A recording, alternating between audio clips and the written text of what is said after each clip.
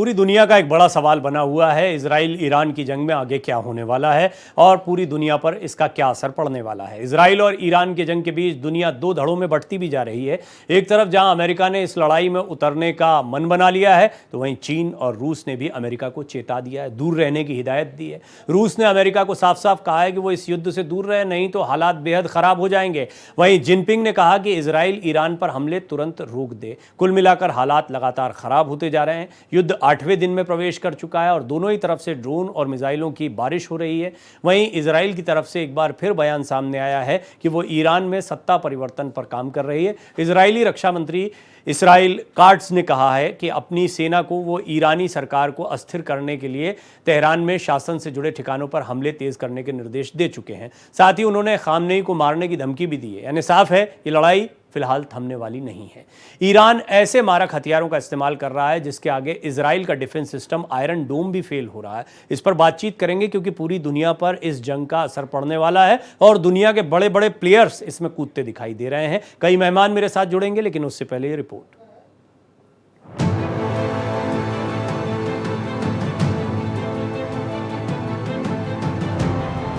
Iran Israel की जंग भीषण होती जा रही है। दोनों के बीच युद्ध 8वें दिन में प्रवेश कर चुका है और एक दूसरे पर दोनों देश मिसाइलों की बारिश कर रहे हैं। इस बीच इजराइल ने एक बार फिर ईरान को निशाना बनाया है। इजरायली मीडिया रिपोर्ट्स के मुताबिक तेहरान में हुए एक हमले में एक ईरानी परमाणु वैज्ञानिक की मौत हो गई है। ये घटना ईरान इजराइल के बीच पहले से ही बढ़ते तनाव को और गंभीर बना सकती है। वहीं इस बीच इजराइल के रक्षा मंत्री इसराइल काट्स ने कहा है कि उन्होंने तेहरान में ईरानी शासन के ठिकानों पर हमले तेज करने का आदेश दिया है। उनका कहना है कि इसका उद्देश्य ईरान की सरकार को अस्थिर करना और भविष्य के किसी भी हमले को रोकना है। उधर ईरान भी पीछे हटने के मूड में नहीं है। ईरान की तरफ से इजराइल पर विध्वंसक वार किया जा रहा है, जिसके आगे इजराइल की मशहूर एयर डिफेंस सिस्टम आयरन डोम भी फेल नजर आ रही है। आयरन डोम को इस बार ऐसी मिसाइलों का सामना करना पड़ रहा है जैसा उसने शायद ही पहले कभी किया। ईरान ने हाइफा और तेल अवीव में मिसाइल और ड्रोन से हमला किया है। उधर ट्रंप के बयान और उनके एक्शन ने इसे और भड़का दिया है। अमेरिका के पूर्व राष्ट्रपति डोनाल्ड ट्रंप ने ईरान पर हमले की योजना को मंजूरी दे दी है, लेकिन अंतिम आदेश का इंतजार करने को कहा है। इस बीच अमेरिका की तरफ से बयान आने के बाद अमेरिका के दो पुराने दुश्मनों ने भी मोर्चा खोल दिया है। रूस और चीन खुलकर ईरान के समर्थन में आ गए हैं। दोनों ही देशों ने अमेरिका को इस जंग में कूदने से परहेज करने की नसीहत दी है और दो टूक कहा है कि अगर अमेरिका ईरान के खिलाफ जंग में कूदता है तो इसके गंभीर नतीजे होंगे। वहीं इसे लेकर जिनपिंग और पुतिन के बीच करीब 1 घंटे तक फोन पर बातचीत हुई है, जिसके बाद अमेरिका को जहां इससे दूर रहने की नसीहत दी गई तो वहीं इजराइल को सीज फायर करने की।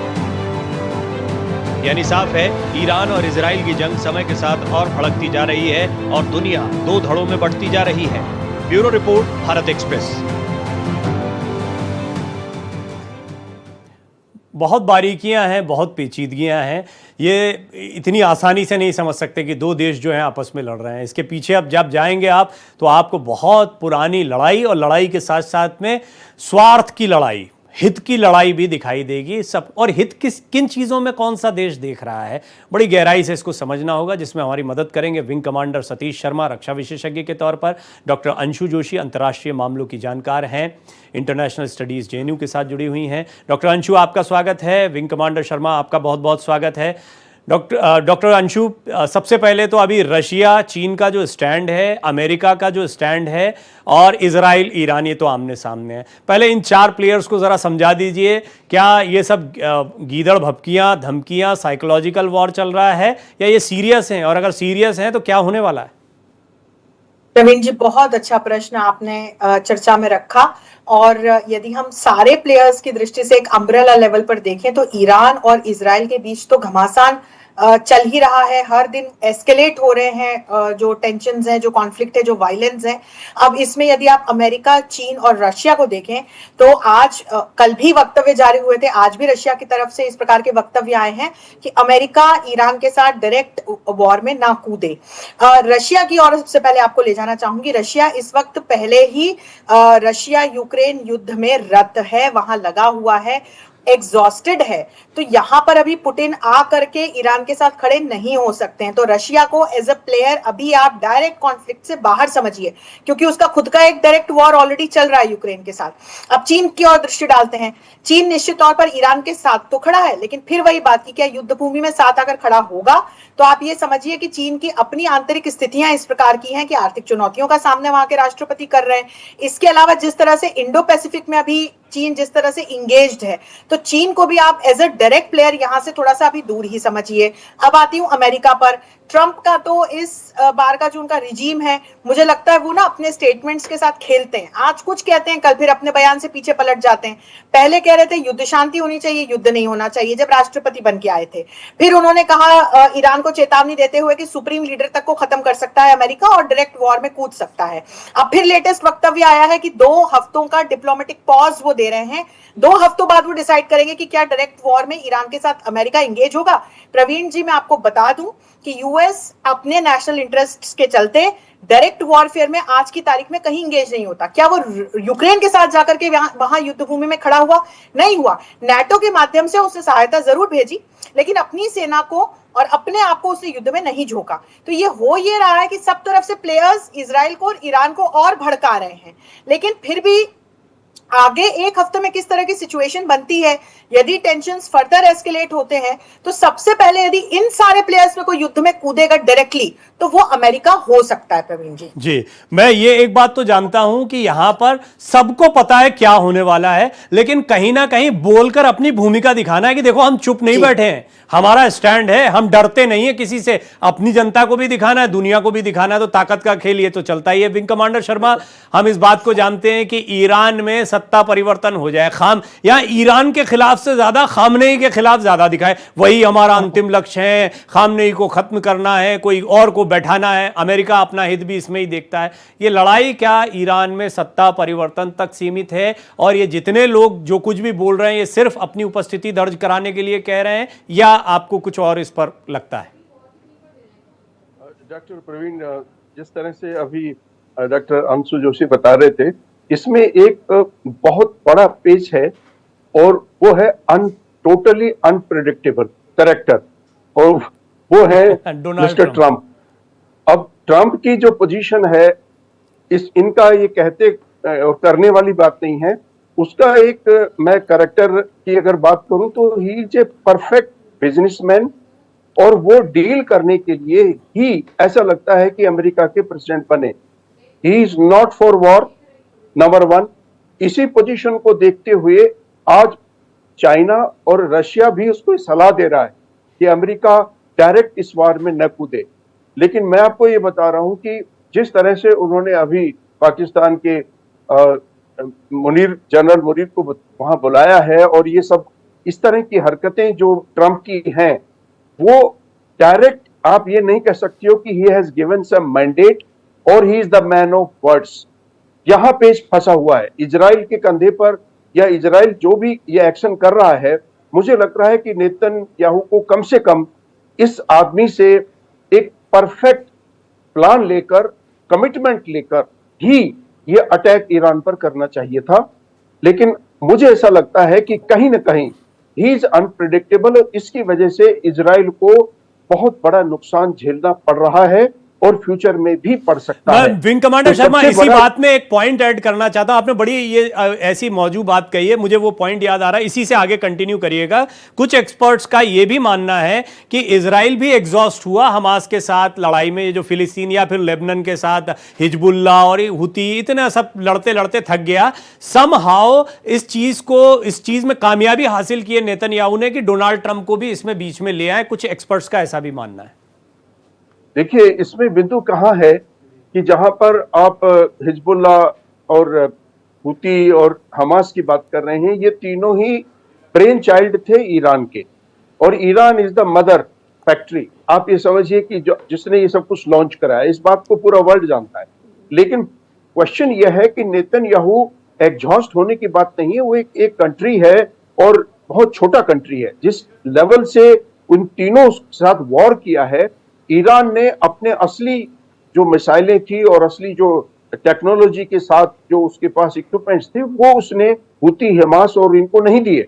लेकिन आज जिस कदर उसने एक एट्रिशन रेट हासिल किया है इजराइल के ऊपर अटैक करके, इसको आपको समझना होगा कि चाहे वो उनका आयरन डोम सिस्टम था या एयर डिफेंस सिस्टम जितना था, उसको एक तरह से पंचर कर दिया है।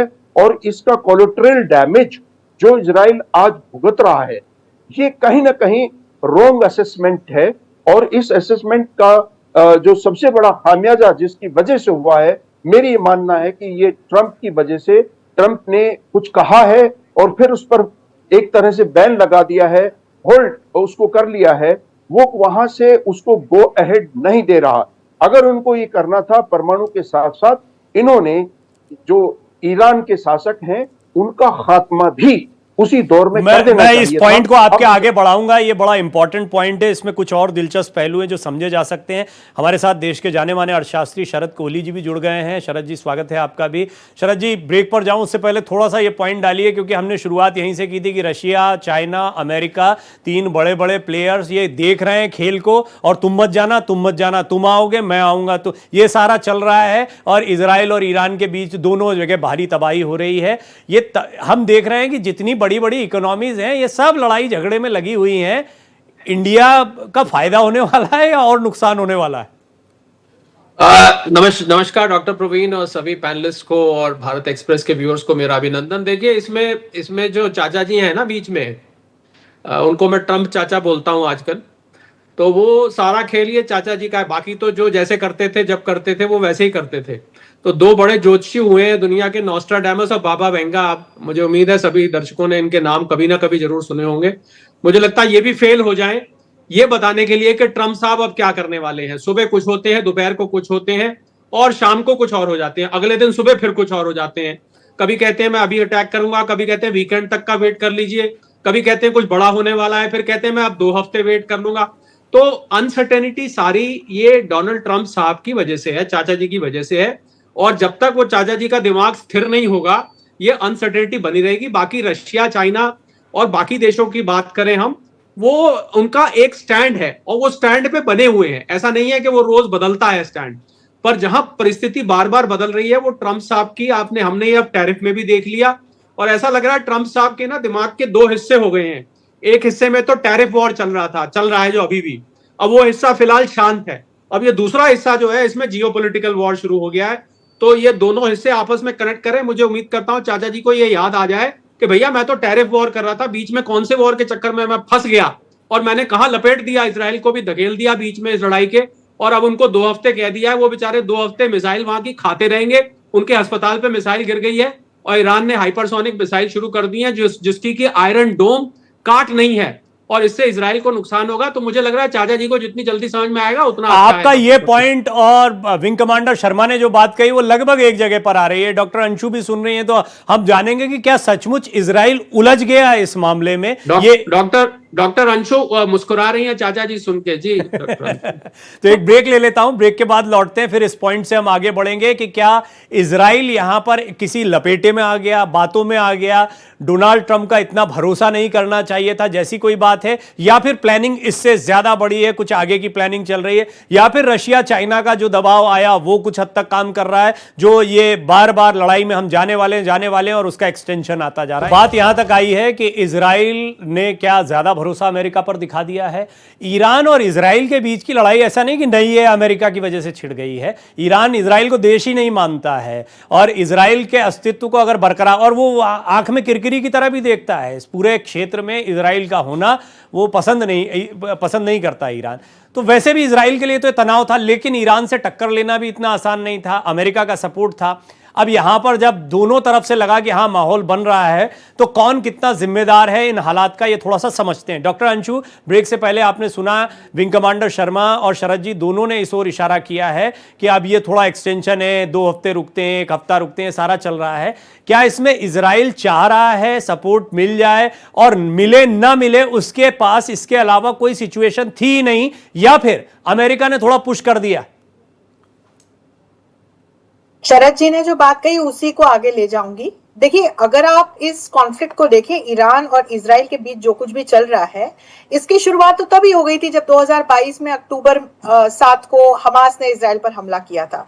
ईरान एक देश के रूप में न तो इजराइल को मानता है, और दूसरी चीज जो प्रॉक्सीज है, चाहे हुती हो, हिजबुल्लाह हो, हमास हो, इन सभी को समर्थन देता है, फंडिंग देता है, अपने अस्त्र शस्त्र उपलब्ध कराता है। तो ईरान एक इनडायरेक्ट कॉन्फ्लिक्ट में तो उसी समय से इजराइल के साथ इंगेज्ड है प्रवीण जी। फिर धीरे धीरे धीरे इसमें हमने देखा अमेरिका का भी एक रोल आते हुए देखा। अभी जो हम दोनों के बीच में घमासान देख रहे हैं, वो समीकरण तो लगातार जो इस प्रकार के डेवलपमेंट होते गए हमास इजराइल युद्ध के, उसका एक अब हम एक परिणाम भी कह सकते हैं और उसकी अब हम एक ब्रांच भी कह सकते हैं।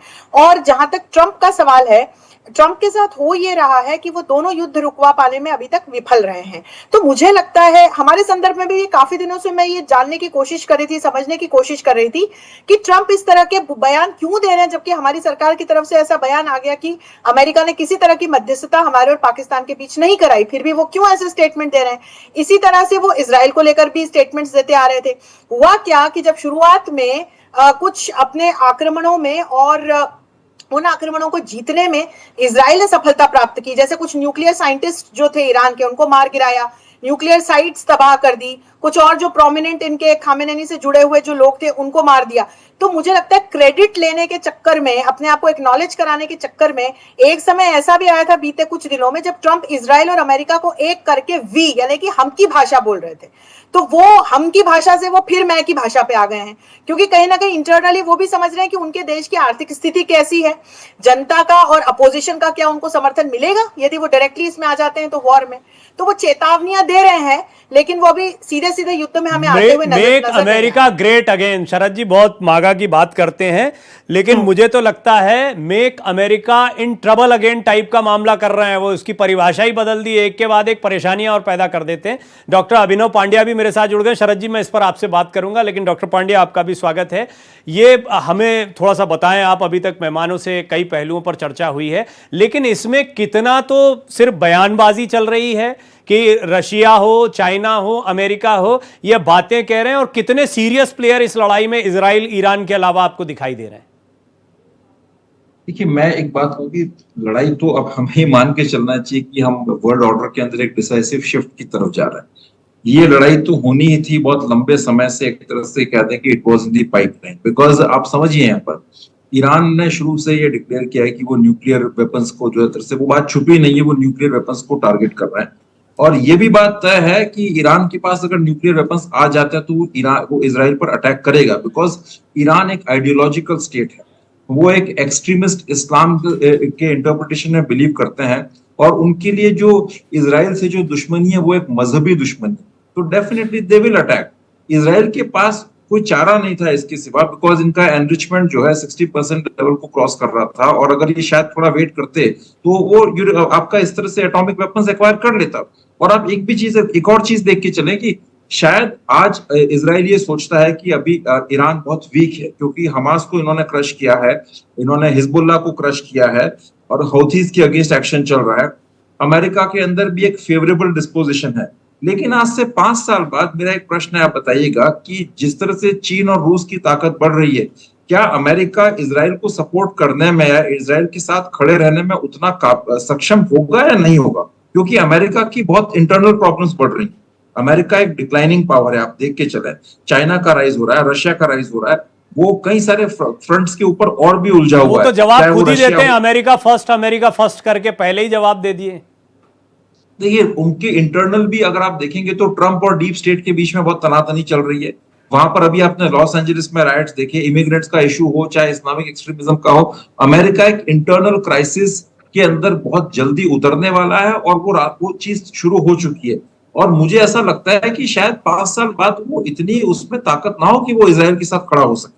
और एक और चीज देखिए, जैसे जिस हालात के अंदर नेतन्याहू ने ये जंग शुरू की, उसके पहले का माहौल क्या था? ट्रंप जो है इजराइल के साथ, ईरान के साथ कुछ नेगोशिएशन करने की कोशिश कर रहे थे। शायद इनको ये भय रहा हो कि अगर इन्होंने कोई डील नेगोशिएट कर ली और फिर ईरान को समय मिल जाएगा, ईरान को टाइम मिल गया 2-3 साल का, तो उसके अंदर तो वो एटॉमिक वेपन्स एक्वायर कर लेगा, और एक बार एक्वायर कर लिए फिर इजराइल कुछ कर नहीं सकता। मेरे मन में डॉक्टर पांड्या एक बड़ा दिलचस्प सवाल आता है, और जब भी हम इस विषय पर बात करते हैं कि एक कंट्री और एक इंडिविजुअल। हम जानते हैं कि इंडिविजुअल जो है वो कई बार कितनी बड़ी ताकत बन जाते हैं, कंट्री से हावी हो जाते हैं अगर उनको सपोर्ट वैसा मिले। खामनेई, डोनाल्ड ट्रंप इसका उदाहरण है, नेतन्याहू इसका उदाहरण है, बहुत सारे देशों में बहुत सारे ऐसे उदाहरण आपको मिल जाएंगे। अब क्या अभी जो वर्तमान परिस्थितियां हैं वो इंडिविजुअल से है या ऐसी पॉलिसीज, जैसे ये हम जानते हैं इजराइल ईरान के विषय में कि ये स्थितियां बननी थी, और आपने बिल्कुल ठीक कहा। मैंने कुछ ईरान एक्सपर्ट्स थे, वो ईरान के प्रति संवेदनाएं जता रहे थे, और मैंने ये पूछा भी कि क्या हम दो दुनियाओं को देखें, एक है इस्लामिक कंट्री और एक है अदर कंट्री।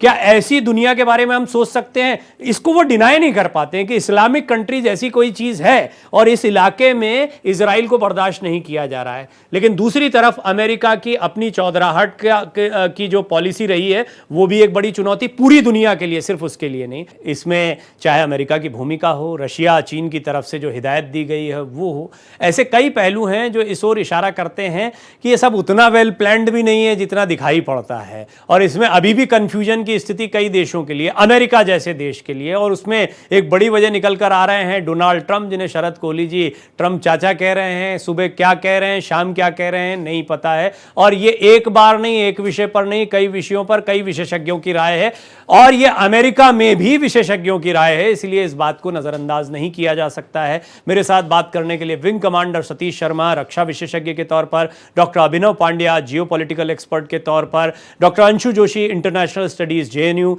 और शरद कोहली जी, जाने माने अर्थशास्त्री, सभी बने हुए हैं, इनसे बातचीत कर रहे हैं। शरद जी, ये बात सही है कि आज हम वर्ल्ड ऑर्डर में जियोपॉलिटिकल अगर सिनेरियो को देखें तो एक ऐसी स्थिति में खड़े हुए हैं जहां पर हम इंडिविजुअल्स को ज़्यादा देखते हैं, उनकी पॉलिसीज़ को ज़्यादा देखते हैं।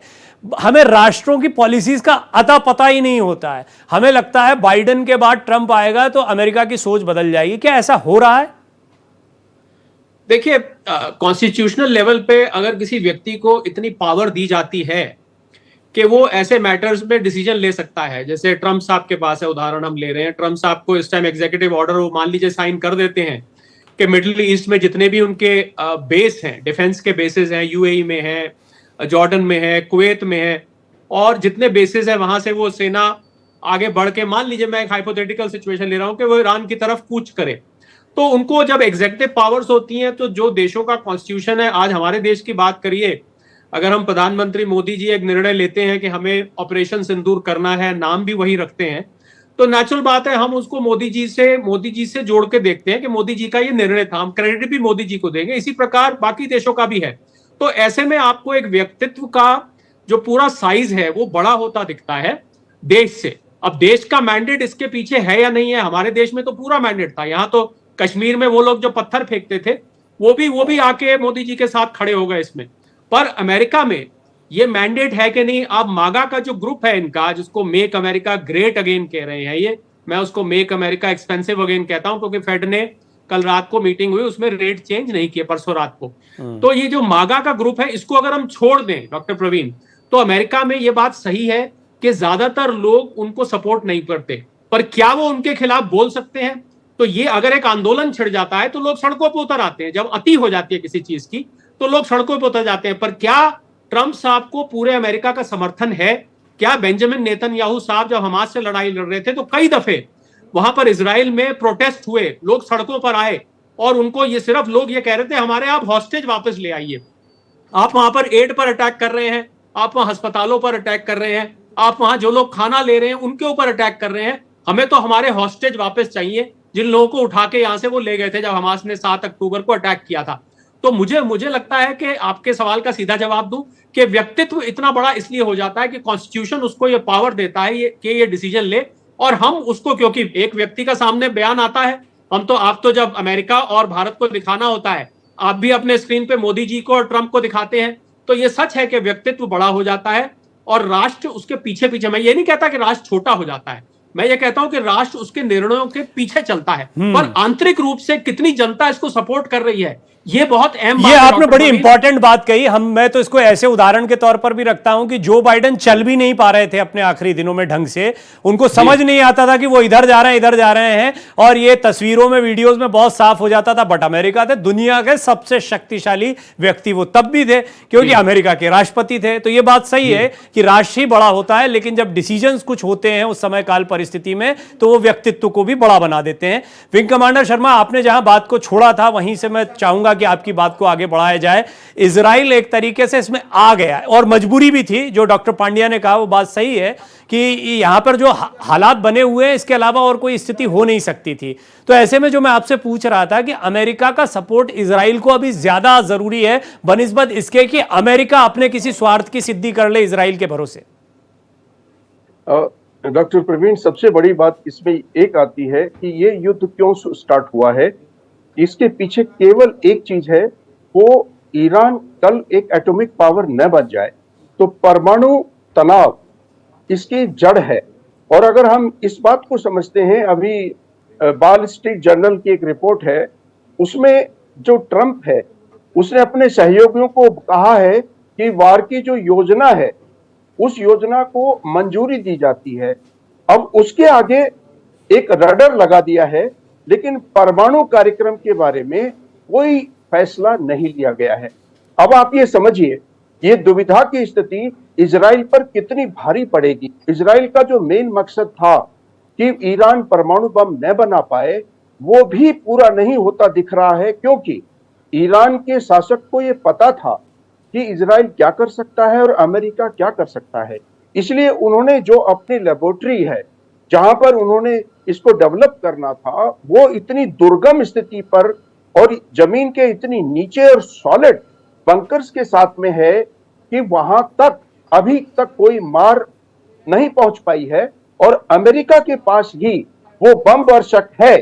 जब तक वो डायरेक्ट इसमें नहीं कूदेगा, ईरान के परमाणु कार्यक्रम पर इतना फर्क नहीं पड़ेगा। वैज्ञानिकों को आप मार दीजिए, आप उनके मिलिट्री शासक को हटा दीजिए, न्यूट्रलाइज कर दीजिए, डजंट मैटर। लेकिन जहां तक मेन मकसद है कि उसको परमाणु क्षेत्र को और उसकी जो प्रोग्रेस है उसको डिसरप्ट करके और परमाणु विहीन कर दिया जाए ईरान को, ये बहुत मुश्किल लग रहा है जब तक अमेरिका फ्रंट। Very important. ये चर्चा का एक ऐसा विषय था जहां मैं लाना भी चाहता था चर्चा को। डॉक्टर अंशु, और जो बात अभी तक हुई उसमें मान लीजिए अमेरिका के कुछ चैलेंजेस हैं, कुछ रिजर्वेशंस हो सकते हैं आंतरिक चुनौती को लेकर, और भी कुछ जियोपॉलिटिकल इश्यूज हो सकते हैं। ये G7 में जब बड़ी बड़ी ताकतें इकट्ठा होकर बैठती हैं तब ईरान के पास परमाणु हथियार नहीं होना चाहिए के प्रस्ताव को सर्वसम्मति से पारित किया जाता है, स्वीकार किया जाता है। ये क्या दर्शाता है? ये सारी ताकतें वही तो कह रही हैं जो अमेरिका चाहता है। यानी बेशक आप कहें ईरान इजराइल का मसला है, इसमें देखते हैं कब आता है कब नहीं आता अमेरिका, पर चाह तो वो यही रहा है। और जब चाह रहा है तो क्यों रोकेगा अपने आप को? प्रवीण जी, यहाँ पर दो बातें हैं। पहली बात तो ये कि जब भी हम न्यूक्लियर कैपेबिलिटीज या न्यूक्लियर शस्त्रों को बनाने की बात करते हैं तो अमेरिका एक ऐसा देश रहा है कि जिसने भारत का भी विरोध किया। आपको याद होगा कि जब हमने अपने परमाणु परीक्षण किए थे तो किस प्रकार से हमारे ऊपर अमेरिका के द्वारा सैंक्शंस लगाए गए थे। लेकिन हम अलग अलग जितने भी इंटरनेशनल नॉर्मेटिव फ्रेमवर्क्स हैं जो एक न्यूक्लियर डेटरेंट सिस्टम को अंतर्राष्ट्रीय स्तर पर बनाए रखते हैं जिससे वैश्विक शांति और सुरक्षा को कोई खतरा न हो, हम उसका भाग हैं और हम उन नियमों को मानते हैं। और पूरा विश्व जानता है कि भारत कभी भी किसी भी देश पर अटैक नहीं करता है पहले। लेकिन ईरान के केस में आप देखिए एक देश के रूप में किस तरह का स्वभाव है उसका, और यदि उसके पास न्यूक्लियर बॉम्ब आ जाता है तो जिस तरह की उसकी क्षेत्रीय एम्बिशंस है अंतर्राष्ट्रीय स्तर पर, जिस तरह की उसकी पॉलिटिकल एम्बिशंस है, तो फिर ये हो जाएगा कि एक ऐसे देश के हाथ में न्यूक्लियर बॉम्ब आ जाएगा जो एक पहले ही अग्रेसर कंट्री के रूप में जाना जाता है। यही कारण है कि अमेरिका समेत जितने भी पश्चिम के देश हैं वो ईरान के द्वारा परमाणु बम बनाए जाने का शुरू से विरोध करते आए हैं। और अमेरिका ईरान के बीच में इस प्रकार के अग्रीमेंट्स भी हुए। 1957 में इसी तरह का पहला अग्रीमेंट हुआ था। लेकिन आज की तारीख में जब हम देखते हैं तो IAEA की रिपोर्ट्स के हवालों से ये चेतावनी जब जारी की गई, विंग कमांडर शर्मा बिल्कुल सही कह रहे हैं, यही एक जड़ है जिसकी वजह से डायरेक्ट कॉन्फ्लिक्ट शुरू हुआ इजराइल और ईरान के बीच में। हैं कि जब इस प्रकार की चेतावनी आई कि ईरान परमाणु बम बनाने के बिल्कुल नजदीक है और उसका जो तेहरान न्यूक्लियर प्रोग्राम का जो की प्लांट है वो पहाड़ियों के बीच बहुत दुर्गम स्थल पर 250 फीट से भी नीचे की गहराई पर स्थित है और उसको भेदने की क्षमता सिर्फ अमेरिका के क्लस्टर बॉम्ब के पास है और वो जो B-2 स्टील्थ बॉम्बर है उसके माध्यम से उसकी वर्षा करके और फिर एक भेदा जा सकता है। हालांकि इसके क्लस्टर बम की भी पहली बार में जो भेदने की क्षमता है वो 200 फीट ही है, तो वो फिर कई मतलब फेजेस में अटैक करना होगा। तो जब तक अमेरिका डायरेक्टली अपने B-2 स्टेल्थ बॉम्बर और क्लस्टर बॉम्ब का इस्तेमाल नहीं करता है तब तक जो ये एक निर्णायक मोड़ है वो तभी आएगा, वहां तक ये युद्ध नहीं पहुंच पाएगा। लेकिन अब इसमें देखिए, इसमें बहुत सारा पैसा भी इन्वॉल्व है, बहुत सारा खर्चा इन्वॉल्व है, दूसरे रेपरकशंस इन्वॉल्व है, तो ये देखना नहीं, इस पे सोच विचार चल रहा है, ये तो बात समझ में आ गई।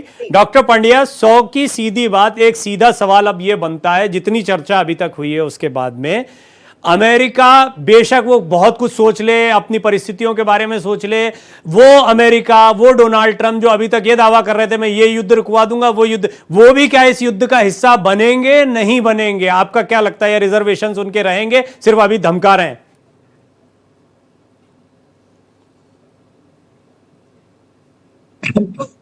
अल्टीमेटली अमेरिका को इस युद्ध के अंदर आना ही पड़ेगा। It is just a matter of time.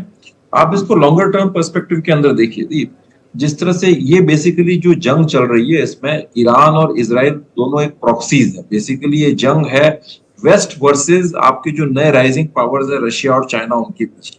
अब उसके अंदर ये प्यादे हैं, तो अल्टीमेटली और इसके अंदर आज जिस लेवल पर ये जंग जा रही है, एस्केलेशन हो रहा है। हमने ये सुना है कि इजराइल के पास मिसाइल्स की थोड़ी सी तंगी आ रही है, और अगर ये उस लेवल पर जाती है, अगर आपको मेजर रेजिम चेंज करना है जिसके सिवा कोई छुटकारा नहीं है, तो 100% अमेरिका को आना ही पड़ेगा। लेकिन वो कब आता है, वो एक डेफिनेटली वो एक विषय हो सकता है जिस पर हम डिबेट कर सकते हैं। और मैं एक और बात कहना चाहूंगा कि कहीं ना कहीं देखिए, ये सारी जो ग्लोबल जो छोटे छोटे कॉन्फ्लिक्ट थिएटर्स इमर्ज हो रहे हैं, वो हमें एक वर्ल्ड वॉर की तरफ लेके जा रहे हैं, जिसकी शुरुआत रशिया के यूक्रेन इन्वेजन से हुई थी। और अब ये नए नए थिएटर्स आप देखेंगे, अभी ये वाला थिएटर खुला है, अब इजराइल वाला से इंडिया पाकिस्तान का थिएटर एक तरह से बड़े सटल वे में एक्टिव है ही, और भी थिएटर्स खुलेंगे और इनके कई तरह के ग्लोबल रेपरकशंस है। तो डेफिनेटली मुझे तो लगता है कि अमेरिका को इसमें आना ही पड़ेगा, और अमेरिका तो कूदेगा ही, लेकिन किसी स्टेज पर दूसरे जो वर्ल्ड पावर्स हैं वो भी आएंगे।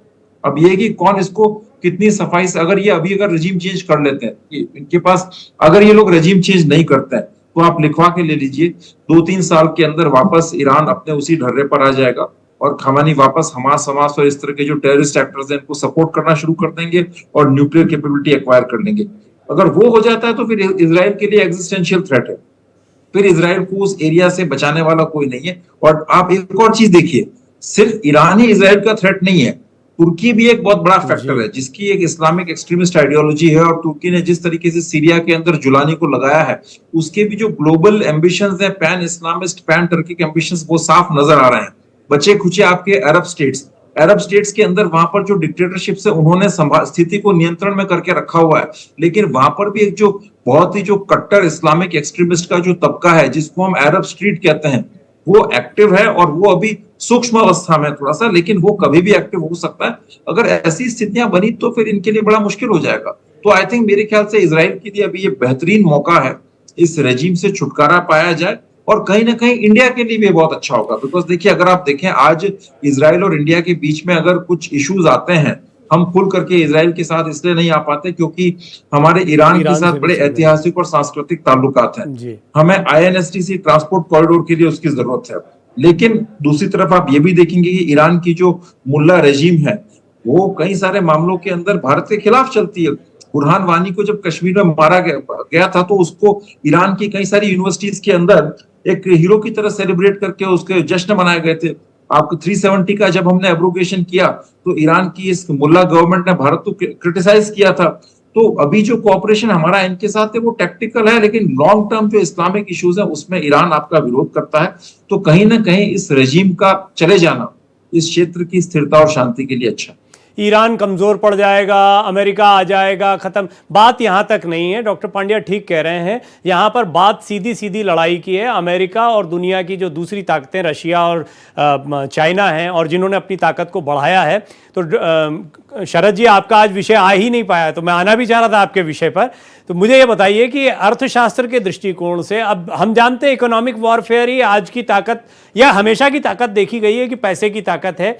जो वादे डोनाल्ड ट्रंप साहब ने किए अमेरिका को स्थिर या उसकी इकोनॉमी को मजबूत करने के, आत्मनिर्भर अमेरिका जो सपना दिखाया है उन्होंने, वो ज्यादा मुश्किल लगता है बनिस्बत इसके कि किसी जंग में कूद जाया जाए और फिर सबका ध्यान चला जाए कि देखो हम ज्यादा बड़े मसले को सॉल्व कर रहे थे।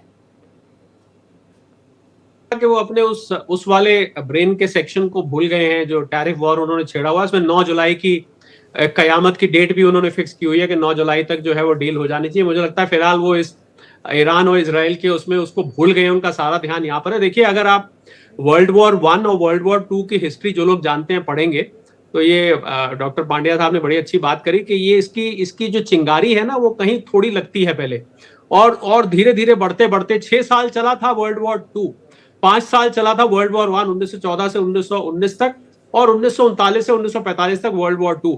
और हम देख रहे हैं कि रशिया यूक्रेन के वॉर को करीब 3 साल से ऊपर हो चुके हैं।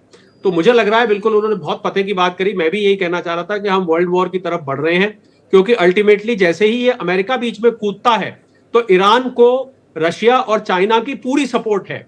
और उन्होंने पहले तो चुप थे और 1-2 दिन पहले उन्होंने बोल दिया। तो जहां तक बात है, खैर क्योंकि आपने मेरे से अर्थशास्त्र का सवाल पूछा है तो मैं उसी पर रहूंगा। मुझे लगता है अमेरिका के लिए ये रेसिपी फॉर डिजास्टर होगी। इतनी डिजास्टर होगी कि लोग वहां पर प्रतिशोध कर बैठेंगे, लोग विरोध कर बैठेंगे, सड़कों पे उतर आएंगे। उसमें ट्रंप साहब को कल को अपनी कुर्सी भी छोड़नी पड़ सकती है, यहां तक भी नौबत आ सकती है। तो मेक अमेरिका ग्रेट अगेन इतनी जल्दी नहीं होने वाला है, वहां फैक्ट्रियां लगने नहीं वाली हैं। हम इसकी आप और हम इसकी चर्चा कर चुके हैं। और सबसे बड़ी बात डॉक्टर प्रवीण, अमेरिका के ऊपर $36 ट्रिलियन की डेट है। हर 18 महीने में $1 ट्रिलियन और ऐड कर लेते हैं। अमेरिका की अगर आप फिस्कल बैलेंस शीट स्टडी करें, नाम की वो डेवलप्ड इकोनॉमी है, पर अदरवाइज अंदर से वो खोखली हो चुकी है। तो अमेरिका में इतनी क्षमता नहीं है कि वो 50,000 सैनिकों का खर्च इतनी पूरे के पूरे मिडिल ईस्ट में जो ईरान को वो घेर के बैठे हुए हैं, उसका वो खर्च उठा रहे हैं। लगातार उनके ऊपर उधार चढ़ता जा रहा है। तो ट्रंप साहब के ऊपर ये भी प्रेशर है। और एक बात और तो हम भूल गए, उन्होंने जो एलॉन मस्क के साथ डॉजी बनाया था, डिपार्टमेंट ऑफ गवर्नमेंट एफिशिएंसी, किस लिए बनाया था? कि हम खर्चे की कटौती करें, इधर कटौती करें, उधर कटौती करें। और मस्क साहब ने काफी कटौती करी भी थी। वो तो नाराज हो गए कि उन्होंने बिग एंड ब्यूटीफुल बिल निकाल दिया अपना, जिन्होंने कहा ये बिग ब्यूटीफुल नहीं है, क्योंकि उसमें दिल खोल के खर्च किया है।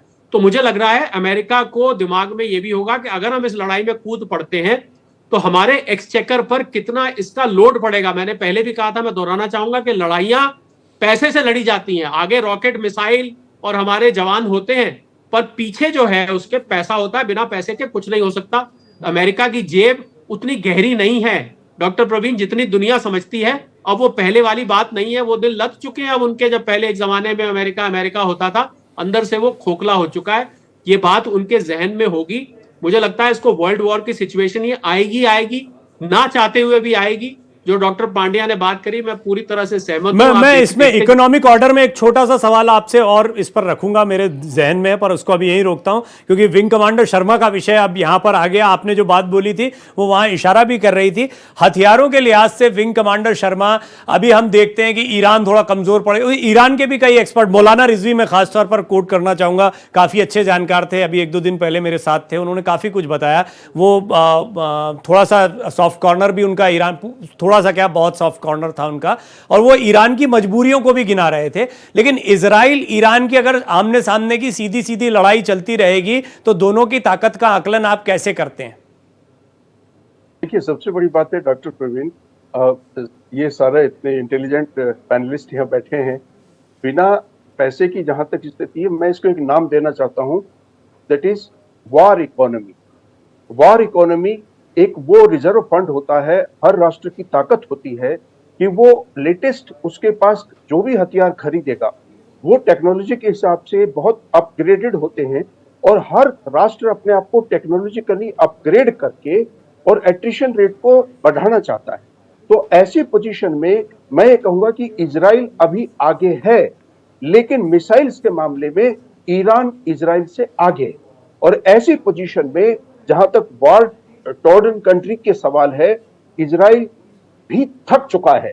और जहां तक ईरान का सवाल है, इकोनॉमी की जहां तक सवाल है, मैं इंडिया का यूएन एडवाइजर रहा हूं यूएन में, तो मैंने वहां देखा था कि इंडिया यूएन का सबसे ज्यादा कर्जा, सबसे ज्यादा फंड अगर किसी देश पर उधार है वो संयुक्त राष्ट्र अमेरिका है।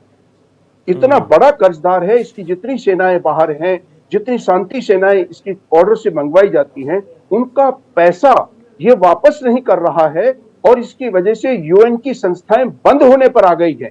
आप सोचिए इस पोजीशन को, जैसे कि अभी अपने अर्थशास्त्री बता रहे हैं, अब ऐसी पोजीशन में अब ये वार कितने दिन चलेगा, कैसे चलेगा, इसके लिए मैं ऐसा महसूस कर रहा हूं एज ए इंडिविजुअल, ये वर्ल्ड वॉर की तरफ 100% वर्ल्ड वॉर 3 की तरफ बढ़ चुका है।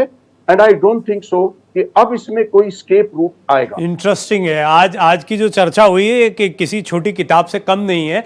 डॉक्टर अंशु, क्या ऐसा माना जाए कि अभी अमेरिका की चौधरी वाली कुर्सी हिल रही है और आने वाले दिनों में आप वर्ल्ड ऑर्डर को कैसे देखती हैं? यहाँ पर क्या बड़ी ताकतों में आप कोई देखती हैं कि अलग एक समीकरण बनेगा या बैलेंस बनाने की कोशिश की जाएगी, जैसा चल रहा है वैसा चलता रहे? प्रवीण जी, देखिए, पहली बात तो वैश्विक राजनीति में शक्ति के जो प्रतिमान है वो ही बदल चुके हैं।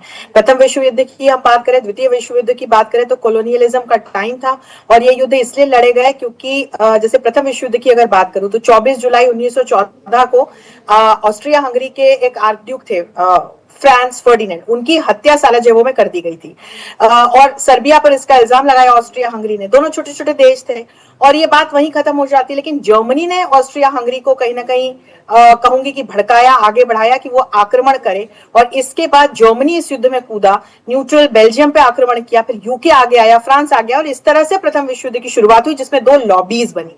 लगभग इसी तरह की कहानी हमें सेकेंड वर्ल्ड वॉर में नजर आती है। उस समय शक्ति के प्रतिमान आपके टेरिटोरियल और मिलिट्री पावर से आके जाते थे प्रवीण जी, लेकिन आज की दुनिया से यदि मैं आंकूं तो 1992 में जोसेफ नाये ने जो सॉफ्ट पावर नाम की एक टर्म लाई, उसके बाद से और फिर जैसे ग्लोबलाइजेशन का दौर आया, कोल्ड वॉर खत्म हो चुका था, बहुत सारे चेंजेस 90s के एरा में हुए, जिसके बाद एक लिबरल वेव आई और फिर इन तमाम देशों ने समझना शुरू किया कि शक्ति के प्रतिमान अब अर्थव्यवस्था से जुड़े हुए हैं। तो यदि मैं आज की बात करूं तो तमाम जो देश हैं वो कॉम्प्लेक्स इंटरडिपेंडेंस के जरिए एक दूसरे से जुड़े हुए हैं। आप भारत चीन का उदाहरण ले लीजिए कि हमारी सीमा पर लड़ाई होती है लेकिन आर्थिक रूप से हम साथ में जुड़े हुए हैं। तो इस कॉम्प्लेक्स इंटरडिपेंडेंस के चलते सीधी 2 लॉबीज हम नहीं देख सकते हैं जैसे हम प्रथम विश्व युद्ध में और द्वितीय विश्व युद्ध में देखते थे। और दूसरा, युद्ध एक उद्योग भी है और युद्ध में एक बड़ा खर्चा भी लगता है। तो ये तमाम चीजें देखते हुए जो अभी अलग अलग नूक्स एंड कॉर्नर्स में दुनिया के कॉन्फ्लिक्ट्स चल रहे हैं, उनके अगर डॉट्स जुड़ जाते हैं तब तो वो एक विश्व युद्ध में चीजें परिणत होंगी, अन्यथा मुझे नहीं लगता, क्योंकि सभी देश समझते हैं कि युद्ध की कीमत किस प्रकार से किन प्रतिमानों पर उन्हें चुकानी पड़ती है। तो प्रयास तो अभी भारत जैसे देश यही कर रहे हैं कि युद्ध थमे, शांति का युग फिर से आए, लेकिन अब देखते हैं। लेकिन हाँ, आपने ये जो बात कही कि अमेरिका की चौधराहट, निश्चित तौर पर जो ये इमर्जिंग इकोनॉमीज हैं वो अब अपनी बढ़ती अर्थव्यवस्था के जरिए, बड़े बाजारों के जरिए, विशेषकर जो ग्लोबल साउथ के देश हैं, वो अमेरिका की शक्ति को निश्चित तौर पर यहाँ पर तो वो धमकी और दादागिरी वाला मसला ज्यादा दिखाई देता है कि हाँ रुको मैं हूं। भले ही चौधरी जी के यहाँ पे धन दौलत जो है वो बिल्कुल खत्म होने की कगार पर आ गई हो, लेकिन नहीं, अभी बचा हुआ है। डॉक्टर पांड्या, एक बड़ी अहम बात अब फिर यहाँ अगर सब कुछ मिला लिया जाए तो यही निकल कर आती है कि कहीं ना कहीं अपने घर में अगर सब सही चल रहा होता है ना तो आदमी अपने घर पर ध्यान देता है। कुछ तो गड़बड़ चल रही है कि ये सब इधर उधर भाग रहे हैं। आपको क्या लग रहा है, ये इतना कलेश क्यों है? चाहे वो डॉक्टर प्रवीण, एक छोटा सा कमेंट, एक छोटा क्षमा मांगते हुए, प्लीज। मुझे खुशी है कि 3 पैनलिस्ट वर्ल्ड वॉर कराने पे तुले हुए हैं। डॉक्टर जोशी को नोबेल पुरस्कार मिलना चाहिए, वो कहते हैं वर्ल्ड वॉर नहीं होगा। आपके मुंह में घी शक्कर। तो डॉक्टर पांड्या, यहीं से शुरुआत करें, ये क्या चल क्या रहा है? क्यों, मतलब अगर अपने घर में चाहे रूस हो चाहे चीन बड़ा समझदार है, मैं देखता हूं घुसता हर जगह है, उतरता कहीं नहीं है। देखिए, इसमें अगर आप देखेंगे ना तो सबके अलग अलग विजन्स टकरा रहे हैं। ये जो चीन, रूस और ये जो कंट्रीज हैं, ये चाहते हैं multipolar world. Multipolar world order में इनका जो विजन है, खास तौर से अगर आप डॉक्टर अलेक्जेंडर ड्यूगिन वगैरह इनको देखेंगे, तो ये लोग एक जो नया वर्ल्ड ऑर्डर चाहते हैं उसमें मल्टीपोलरिटी को उसका कॉर्नरस्टोन मानते हैं और सिविलाइजेशन स्टेट्स को उसका कॉर्नरस्टोन मानते हैं। उसके लिए ये लोग वेस्ट की हेजेमनी को चैलेंज कर रहे हैं। अब जो वेस्ट की हेजेमनी, तो उसके अंदर आप जानते ही अमेरिका और वेस्टर्न वगैरह, उसके अंदर कई तरह के अपने टेंशन हैं। उसके अंदर एक तो टेंशन ये कि नए राइजिंग पावर से जो उनको चैलेंज मिल रहा है वो, फिर वहां पर जो इस्लामिक एक्सट्रीमिज्म का चैलेंज अंदर काफी, और वोकिज्म का जो कल्चर आ रहा है उसका चैलेंज काफी है। तो देखिए, मैं ये कहूंगा कि ये जो उथल पुथल जो हो रही है, ये विश्व व्यापक उथल पुथल है। एक बात मैं डेफिनेटली, मैं अभी भी अपनी बात पर मैं अडिग रहूंगा कि हम लोग निश्चित तौर पर वर्ल्ड वॉर की तरफ ही मूव कर रहे हैं। हाँ, ये बात जरूर है कि इस बार आपको दो खेमे वैसे नजर नहीं आएंगे, जिस तरह से डॉक्टर जोशी ने बिल्कुल सही बात की, दो खेमे उस तरह से नजर नहीं आएंगे, बिकॉज एक कॉम्प्लेक्स इंटरडिपेंडेंस है। ये जो जंग चल रही है, इसके अंदर ट्रेड वॉर भी है, इसमें टेक वॉर भी है, और उसके अलावा जो आपका जो इस्लामिक एक्सट्रीमिस्ट एक्टर्स हैं उनका भी एक इंटरप्ले है। तो आप देखेंगे कि दुनिया के अलग अलग थिएटर्स में सब कंट्रीज आपस में टकराएंगे। मसलन साउथ एशिया का, इंडिया पाकिस्तान का जो सिचुएशन है, ये सिचुएशन अब एक अलग ही लेवल पर जा रही है। आपने इस बार देखा मिसाइल्स चली थी दोनों तरफ से, तो अब वो आंख की शर्म खत्म हो चुकी है।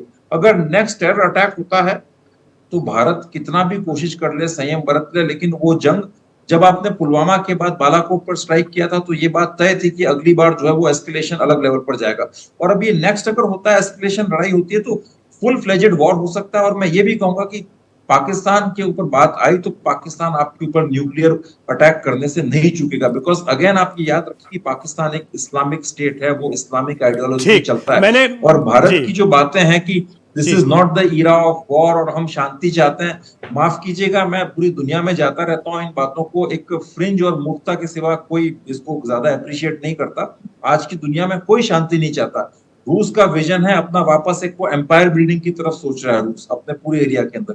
आप सेंट्रल एशिया में देखिए, अजरबैजान और आर्मेनिया के बीच में तकरार चल रही है। अजरबैजान अभी पूरी कोशिश करेगा, आप सितंबर तक देखिएगा वो कि वो स्यूनिक प्रोविंस जो है आपका आर्मेनिया मैं का, आपकी बात को ऐसे एक लाइन में मैं इस विषय को ऐसे कहता हूं। देखिए, टर्की जो है ना, पैन टर्की एम्बिशन पर चल रहा है। टर्की अपना और एक्सपेंशन करना चाहता है। अभी ताइवान का मुद्दा है, वो भी खुल सकता है। तो पूरी दुनिया के अंदर मैं आपकी बात को एक लाइन में ऐसे रखता हूं कि हम बिल्डिंग्स बना लें, तकनीक बना ले, एआई ले आए और सुपर एआई ले आए, सब ले आए। इंसान की जो फितरत है ना, एक कब्जाने की, दूसरों की जमीन कब्जाने की, भागने की, अपने आप को और बड़ा करने की, वो फितरत जैसी कबीलाई सभ्यताओं से चली आ रही है, बाद में राजा महाराजाओं की चलती रही, आज भी बरकरार है। थोड़ी शक्लो सूरत बदल गई है उसकी, हालात जस के तस, क्योंकि सोच वही है इंसानी। शरद जी, एक सवाल मैंने रिजर्व रखा था, चलते चलते वो सवाल आपके सामने रख देता हूं। अभी इकोनॉमिक ग्रोथ में हम देखते हैं कि भारत की इकोनॉमी पर कोई असर नहीं, सारे एक्सपर्ट्स कहते हैं, आप भी कहते हैं कि कुछ भी होता रहे, नहीं पड़ेगा। ये जो वर्ल्ड ऑर्डर में गड़बड़ाहट आ रही है, तो ये तो पता है कि इनके अंदर कुछ ना कुछ, चाहे चीन हो बेशक मजबूत हो रहा हो, लेकिन अंदर जो है उतनी मजबूती नहीं है, खोखलापन ज्यादा है। अमेरिका का सबको पता है। क्या भारत का इमरजेंस ऐसे ही चलता रहेगा या क्या असर पड़ने वाला है हम पर? देखिए डॉक्टर प्रवीण, ये तो नहीं कह सकते हम कि बिल्कुल असर नहीं होगा, क्योंकि चाचा जी सुबह शाम दोपहर को कुछ कुछ करते रहते हैं। ऐसा तो नहीं हो सकता कि वो असर हम बिल्कुल इम्यून रहे। पूरी दुनिया आपस में गुथी हुई है इस समय। पर हाँ, बाकियों के मुकाबले हमारी पोजीशन, अगर ये युद्ध होता भी है, विश्व युद्ध भी होता है अगर, तो भी भारत की पोजीशन बहुत अच्छी रहेगी। और मैं आपको ये भी बता दूं, विश्व युद्ध में तो लगभग सब देश जुड़ जाते हैं, लगभग। भारत अगर आएगा, भारत अपनी तटस्थ स्थिति रखेगा और भारत बिल्कुल एंड में, अगर ये लंबा खींचेगा तो एंड में कहीं ज्वाइन करेगा, शुरू में नहीं करेगा। इसकी वजह से भारत की आर्थिक स्थिति बहुत अच्छी बनी रहेगी। दुनिया 2% पे ग्रो कर रही है, हम 6.5-7% पे ग्रो कर रहे हैं। उनसे दुनिया से 3 गुना ज्यादा अमेरिका 1.4 पे ग्रो कर रहा है। हमारी स्थिति उनसे बहुत अच्छी है। हम प्रार्थना करते हैं चाचा जी को जल्दी समझ में आ जाए और ये सारा जो है मामला शांत हो जाए। अभी तो तरीका ये दिखाई दे रहा है कि हम कुछ बोल रहे हैं वो मान लो, देखो नहीं माना तो सेना उतार देंगे, मान लो नहीं, और ये सभी कर रहे हैं, हमारी मानो। अब किसकी, और जिससे बोलते हैं मान लो, वो कहता है क्यों मान लूं, मैं अपना संप्रभु राष्ट्र हूं, मेरे देश की जनता के प्रति जिम्मेदार हूं। हालांकि सब जानते हैं कौन शक्तिशाली है, कौन शक्तिशाली नहीं है, अभी तक जानते समझते हैं, लेकिन ये वो समय भी है जब सबकी शक्ति की हकीकत या एक कोट अनकोट औकात जो है वो सामने आ जाए कि कौन सचमुच कितना शक्तिशाली है, नहीं है, और शक्ति का यह मुजाहिरा लगातार जारी है। बहुत अच्छी चर्चा रही। एक कमेंट, एक जी लास्ट जी जी कमेंट, जी doctor just Pandey. One line, that's it. मुझे शरद जी की बात बड़ी अच्छी लगी। डेफिनेटली इंडिया इकोनॉमिकली ग्रो करेगा, हमारी इंटरनल सिचुएशन बहुत रोबस्ट है, लेकिन दो चैलेंज हमारे सामने जो है वो है कि जब तक, देखिए भारत में जब तक आप अपनी ब्यूरोक्रेसी के अंदर आमूल-चूल परिवर्तन नहीं करेंगे, तब तक यहाँ पर इकोनॉमिक रिफॉर्मेशन आना बड़ा मुश्किल है। आज भी किसी के लिए इन्वेस्ट करना, व्यापार करना बड़ा मुश्किल है। आपके पास स्किल्ड लेबर फोर्स नहीं है। सर मैंने इस पर एक पूरा शो किया है, और मैं आज कहने वाला था डॉक्टर पांड्या कि आज जवाब तो मिले कई सारे, लेकिन बहुत सारे अच्छे सवाल भी मिले हैं जो आने वाले कई शोज के लिए बड़े काम के होंगे। और डॉक्टर अंशु इसके लिए लास्ट पॉइंट, भारत के लिए मेजर चैलेंज होगा भारत की अंदरूनी सिक्योरिटी। यहाँ पर जो टेंशंस जिस तरह से बढ़ती जा रही हैं आपकी, पर्टिकुलरली हिंदू मुस्लिम टेंशंस, मैं आपको बता रहा हूँ ये मुल्क एक सिविल वॉर के मुहाने पर। आप विश्वास करिए, इस पर हमने एक बहुत लंबा डिस्कशन, इंटरनल सिक्योरिटी या विपिन रावत जी जो कहते थे 2.5 चाल वाली जो बात कहते थे, वो उस पर हमने पूरा एक डिस्कशन किया, और ये आप बड़ा इंपॉर्टेंट पॉइंट उठा रहे हैं, तो ये सवाल बरकरार रहेंगे। शरद जी आपका धन्यवाद, विंग कमांडर शर्मा धन्यवाद, डॉक्टर जोशी आपका धन्यवाद, और डॉक्टर पांड्या आपका बहुत बहुत धन्यवाद। भारत का सवाल में इतना ही। बने रहिए भारत एक्सप्रेस के साथ।